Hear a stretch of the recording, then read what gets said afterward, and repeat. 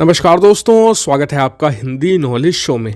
तो दोस्तों, एक बात से तो आप सभी लोग वाकिफ़ हैं कि भारत की वायुसेना लगातार कमज़ोर पड़ रही है। राफेल के आने के बावजूद भारत की जो लड़ाकू विमानों की कमी है वो पूरी होने को नहीं हो रही है। आपको बता दो कि भारत के पास इस समय कम से कम 42 स्क्वाड्रन यानी कि 42 स्क्वाड्रन होनी चाहिए थी, लेकिन अभी करीबन 32 से 33 ही स्क्वाड्रन हमारे पास है। एक स्क्वाड्रन में करीबन आप कह सकते हैं कि 18 लड़ाकू विमान होते हैं, यानी हमें 180 लड़ाकू विमानों की कमी है। 36 राफेल आ जाएंगे, लेकिन फिर भी हमें बहुत ही भारी संख्या में लड़ाकू विमानों की जरूरत होगी। तो ऐसे में खबर निकलकर सामने आई है कि भारत बहुत ही बड़ी संख्या में मिराज 2000 लड़ाकू विमान खरीद सकता है। जी हाँ, और इन फ्रांस निर्मित मिराज की संख्या बताई जा रही है करीबन 67, यानी कि 67 की संख्या में इन्हें खरीदा जा सकता है।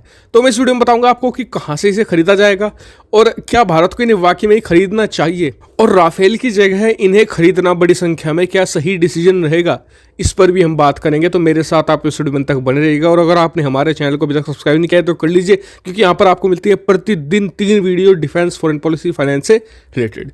चलिए वीडियो को शुरू कर लेते हैं। तो दोस्तों, मिराज 2000 लड़ाकू विमानों का आपने नाम सुना ही होगा। इन्हें भारत ने पाकिस्तान के खिलाफ बहुत बार यूज़ किया है, और हाल ही में भी सर्जिकल स्ट्राइक में भी इन्हें यूज़ किया गया था। और भारतीय वायुसेना में भी ये काफ़ी अच्छी खासी संख्या में है। आपको बता दूं करीबन 50 मिराज 2000 इस समय भारतीय वायुसेना में है। इनमें 42 तो वायुसेना में शामिल है, 8 ट्रेनर एयरक्राफ्ट के तौर पर शामिल है। टोटल 50 है, यानी कि ठीक ठाक संख्या में ये है, और इनकी परफॉर्मेंस भी बहुत ज़बरदस्त रही है। भारत ने हाल ही में सर्जिकल स्ट्राइक जो हुई थी उसमें मिराज 2000 का इस्तेमाल किया था। आप समझ सकते हैं कितने बेहतरीन लड़ाकू विमान साबित हुए हैं। तो अब खबर यह है कि भारत 67 और मिराज 2000 लड़ाकू विमान खरीदना चाहता है, और ये आएंगे यूएई से। जी हाँ, यूएई दरअसल अपने लड़ाकू विमानों के बेड़े को रिटायर कर रहा है। इनकी एज बहुत ज़्यादा बची हुई है, मिराज भी हो रहे हैं, उसमें F-16 है, उन्हें भी रिटायर किया जा रहा है। और इनका कारण मैं आपको बता देता हूँ कि क्यों इन्हें रिटायर किया जा रहा है। वो इसलिए नहीं कि इनमें कुछ खराबी है या फिर इनकी एज खत्म हो गई, जी नहीं। कारण ये है कि जो यूएई है वो ईरान से खतरे को देखते हुए अपनी वायुसेना को सबसे ज़्यादा मजबूत बनाना चाहता है, इसलिए वो अमेरिका से F-35 5वीं पीढ़ी के लड़ाकू विमान खरीद रहा है।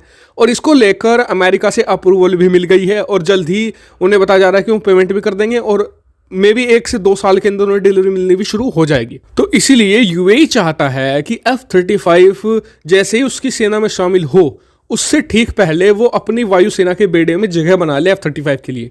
तो इसलिए वो अब अपने जो F-16 है और F-35 है, उनकी जो एज बची हुई है उसके बावजूद उन्हें निकाल रहे हैं। तो ऐसे में भारत के लिए बहुत बड़ी अपॉर्चुनिटी है। F-16 भारत खरीदना चाहता है क्योंकि भारत को उसकी ज़रूरत नहीं है, वो भारत के हिसाब से कंपैटिबल नहीं है। मिराज भारत के हिसाब से कंपैटिबल है, भारत इस्तेमाल भी करता है। भारत को ना तो नए वेयर हाउस बनाने पड़ेंगे उसके लिए, ना ही नई ट्रेनिंग कैंप स्टार्ट करने पड़ेंगे। सब कुछ है भारत के पास। भारत के पास मिराज के पायलट्स भी हैं, भारत के पास उसके सर्विस सेंटर वगैरह सब कुछ है। तो इसलिए बताया जा रहा है कि भारत के लिए एक बेहतर डील हो सकती है, और इन लड़ाकू विमानों को खरीदकर भारत के पास 3 से 4 स्क्वाड्रन आराम से हो जाएंगे। तो अब सवाल उठता है कि क्या भारत को पैसे इन्वेस्ट करने चाहिए इन 67 मिराज 2000 लड़ाकू विमानों में, या फिर हम इसके बदले करीबन हमें आसानी से 15 से 20 राफेल मिल जाएंगे। क्या हम 15 से 20 राफेल के लिए जाएं? तो मैं आपको बता दूं कि सबसे पहले हम मिराज के बारे में बात कर लेते हैं कि इससे भारत क्या क्या फ़ायदा उठा सकता है। सबसे बड़ा फ़ायदा होगा कि इनकी 5 से 7 साल की जो लाइफ है उनका इस्तेमाल भारत कर सकता है, या फिर इन्हें अपग्रेड कर सकता है, क्योंकि भारत के पास आसानी से ऐसी फैसिलिटी हैं जो मिराज को अपग्रेड करके और खतरनाक बना सकती है, उसकी लाइफ 10 साल तक एक्सटेंड कर सकती है।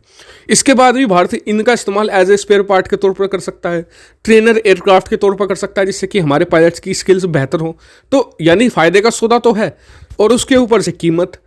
आपको बता दूं कि जितने में एक नया लड़ाकू विमान आएगा उससे 3 या 4 लड़ाकू विमान पुराने भारत को ये मिराज 2000 मिल जाएंगे। तो यानी कि एक अच्छी डील भारत के लिए हो सकती है। लेकिन भारत को ऐसा नहीं कि अब राफेल नहीं खरीदने होंगे, भारत को राफेल भी खरीदने होंगे, और राफेल तो इससे ज़्यादा ताकतवर, क्योंकि राफेल एक तो डबल इंजन लड़ाकू विमान है। इसके अलावा उसकी एक तरीके से जो टेक्नोलॉजी है वो काफ़ी एडवांस है, क्योंकि नया लड़ाकू विमान है थोड़ा। उसके अलावा उसकी कीमत भी ज़्यादा है, इसी हिसाब से वो इससे ज़्यादा एडवांस भी है। हालांकि दोनों को बनाता फ्रांस है, मिराज को भी और राफेल को भी। लेकिन भारत के लिए ये डील अच्छी हो सकती है। अगर भारत इसे ग्रैब कर लेता है तो भारत अपनी जो वायुसेना में जो जहाँ पर कमी है लड़ाकू विमानों की, उन्हें आसानी से पूरी कर सकता है। और फिर जब 7 से 8 साल बाद हम खुद का अपना तेजस MK2 बना लेंगे, इसके अलावा हम M का बना लेंगे, तो फिर हम इन्हें रिप्लेस करके नए लड़ाकू विमान अपने यहाँ पर शामिल कर लेंगे। लेकिन फिलहाल इमरजेंसी बेसिस के लिए ये काफ़ी अच्छी डील है। आपका क्या मानना है इस पर? कमेंट करके जरूर बताएगा। साथ ही वीडियो को शेयर कीजिएगा और चैनल को सब्सक्राइब करना भी मत भूलिएगा। Thank you for watching video.